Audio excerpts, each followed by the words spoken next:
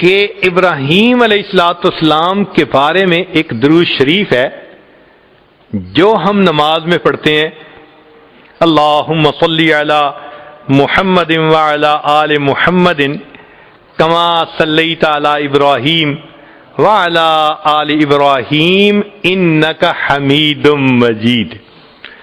تو یہ درود شریف تو بتاتا ہے کہ کچھ تو نعمت ایسی تھی جو ابراہیم علیہ السلام پر اللہ نے عطا فرمائی، جس کو پانے کی تمنا اللہ کے محبوب صلی اللہ علیہ وسلم کے دل میں بھی تھی۔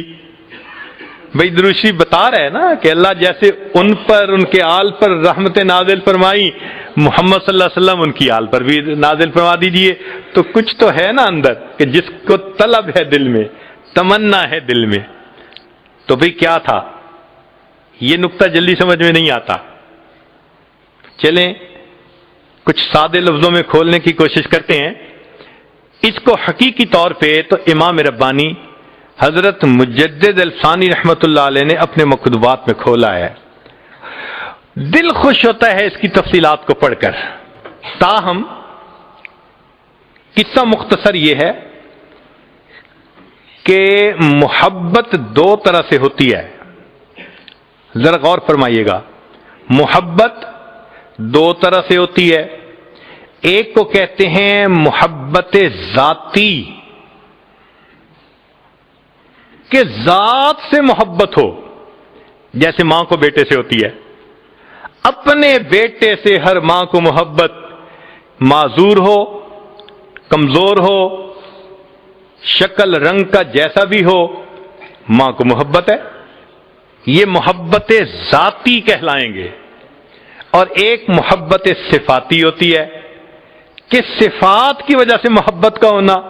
ہمیں بھی کوئی خوبصورت بیبی مل جائے، ہم اس کو پیار کرتے ہیں، محبت کا اظہار کرتے ہیں، کیوں؟ خوبصورت ہوتا ہے۔ اور جو بچہ لکھا پڑھا صفات والا ہو وہ سب کو اچھا لگتا ہے۔ تو معلوم ہوا کہ محبت کے دو انداز ہوتے ہیں، ایک انداز کو کیا کہتے ہیں؟ محبت ذاتی، اور دوسرے انداز کو کیا کہتے ہیں؟ محبت صفاتی۔ یہ دو الگ الگ انداز ہیں۔ اب ذرا غور کیجئے گا، اللہ رب العزت کو اپنے محبوب صلی اللہ علیہ وسلم سے بھی محبت تھی، مگر وہ محبوبیت ذاتی تھی، ذات سے محبت تھی۔ اللہ کو اپنے حبیب صلی اللہ علیہ وسلم تھے تو محبت ذاتی تھی نبی علیہ السلام سے، اور ابراہیم علیہ السلام سے بھی محبت تھی، مگر وہ محبت صفاتی تھی۔ وہ محبت کیا تھی؟ صفاتی تھی۔ یہاں تک بات سمجھ میں آ گئی کہ نبی علیہ السلام سے بھی محبت تھی، مگر یہ محبت کیا تھی؟ محبوب آپ کو پیدا نہ کرنا ہوتا تو میں کائنات کو بھی پیدا نہ فرماتا۔ یہ محبت ذاتی تھی۔